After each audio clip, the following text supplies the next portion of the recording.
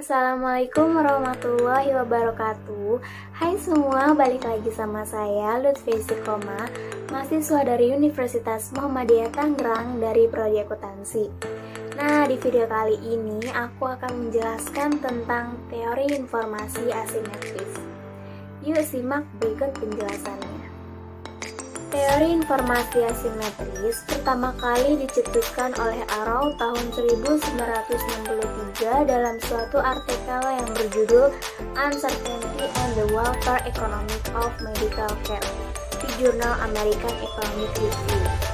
Sedangkan istilah informasi asimetris digunakan oleh Akrelov tahun 1970 dalam karyanya dengan judul The Market Economics, Quality, Uncertainty, and the Market Mechanics. Ia menyebutkan bahwa dalam pasar barang kacangan yang seperti itu, nilai rata-rata dari suatu komoditas cenderung turun, bahkan untuk barang dengan berkualitas bagus sekalipun. Penjual yang tidak memiliki niat baik cenderung melakukan penipuan terhadap pembeli dengan memberi kesan seolah barang yang dijualnya bagus.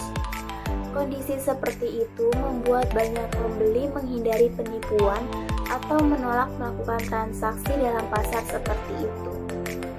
Bahkan yang lebih buruk adalah menolak mengeluarkan uang besar dalam transaksi tersebut.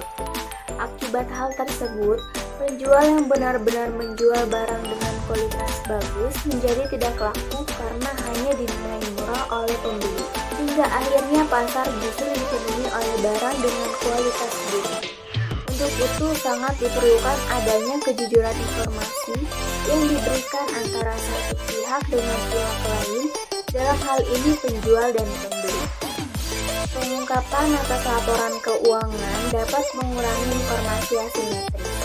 Informasi akuntansi yang berkualitas berguna bagi investor untuk menurunkan ketidakseimbangan informasi. Ketika terjadi perbedaan yang dimiliki antara investor dengan agen perusahaan, yaitu ketika investor memiliki informasi yang kurang lengkap, maka perbedaan tersebut dikenal sebagai informasi asimetris. Informasi asimetris dapat menyebabkan adanya kerugian bagi pihak investor, sehingga regulator selalu meminta agar perusahaan yang telah terdaftar di pasar bursa untuk melakukan transparansi dan mengumumkan seluruh informasi yang dimilikinya agar tidak ada pihak yang dirugikan. Informasi asimetris adalah di mana manajemen sebagai pihak yang lebih menguasai informasi dibandingkan investor atau kreditor. Karena manajemen dan investor atau kreditur merupakan pihak-pihak yang hubungan kedua pihak tersebut dipandang sebagai hubungan keagenan. Dikhawatirkan akan terjadi asimetris informasi antara kedua pihak tersebut dengan manajemen sebagai pihak yang lebih menguasai informasi.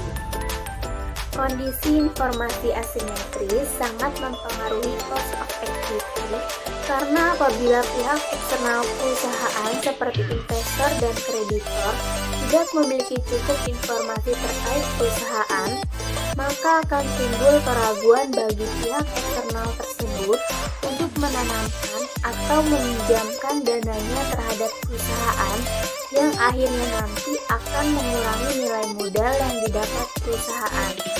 Hingga akhirnya nilai cost of equity semakin tinggi karena perusahaan harus mengeluarkan biaya lebih banyak agar usahanya untuk menambah modal perusahaan tidak sia-sia.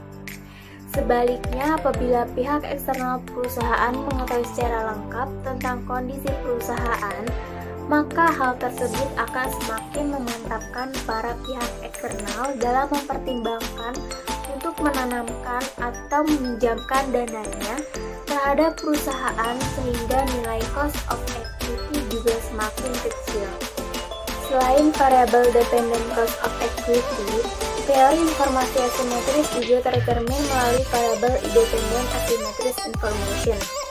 Apabila ketimpangan informasi antara pihak manajemen dengan pihak eksternal, terutama bila informasi mengenai perusahaan yang dimiliki oleh pihak eksternal lebih sedikit dibandingkan informasi yang dimiliki manajemen perusahaan, maka kondisi tersebut lebih banyak merugikan perusahaan terkait usahanya menambah modal.